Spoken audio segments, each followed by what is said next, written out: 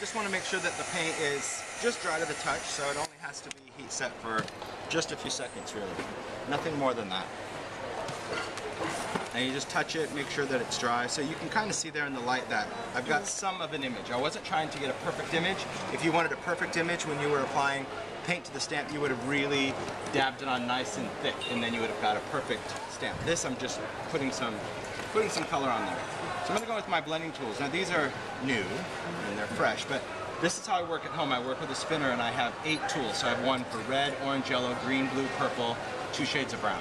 And then I never have to change the color.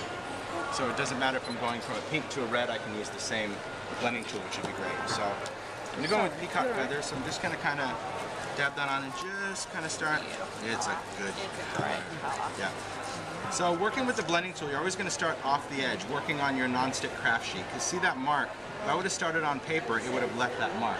So here I can just pull that right from the sheet onto anything. Photograph, card, anything like that. Just working with a circular motion, and I can use all that ink that's on that sheet. So you kind of think of your craft sheet almost as a palette, really. You can pull as much of that color as you want onto it. If you're going to stay in any shade of blue or purple or anything you want, you can just go right in.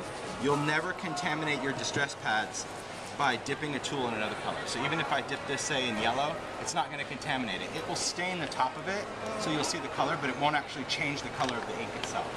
So if you like to keep your ink pads nice and pretty looking, like your stamps, well then maybe don't do that.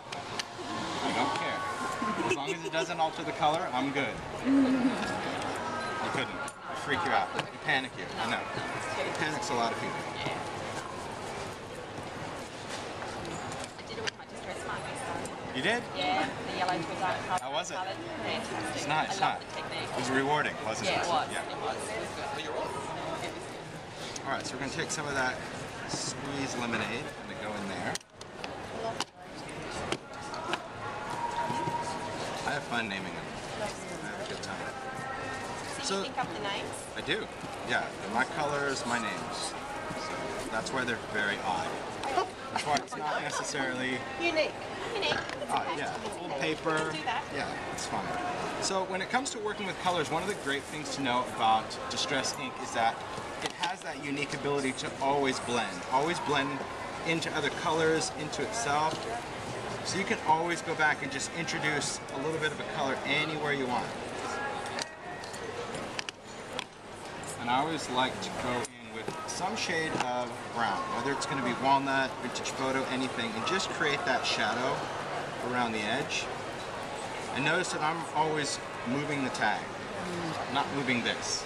You don't have to be a contortionist when you're inking. You just So that mat helps that move around? Oh, this mat is... This, to me, if you were crafting, would be the first thing you'd buy.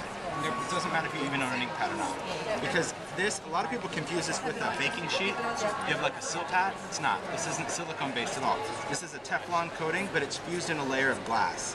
Same on both sides. You never want to fold it, because if you fold it, you'll crack the glass. And you never want to cut on it. But this will handle temperature up to 850 degrees Fahrenheit. So you can use an embossing tool, a crafting iron, anything like that. And when you use ink on it, the ink will never dry on here, no matter what. So I can use it with a palette, I can use it with paints, I can use it with glue, I can use it with anything I want. So it's by far the most important thing. So we've got our image on there, and if you like the look of that, if you like the ghosted effect, you could leave it. But the paint dabbers and Distress are not compatible, so I'm just going to go in with a little bit of water, just kind of lightly dampen that, and I'm just going to start wiping this off. And that's going to start bringing that white right to the top. So it just creates that nice resist effect. And so like I said, this could have been any color, so that's always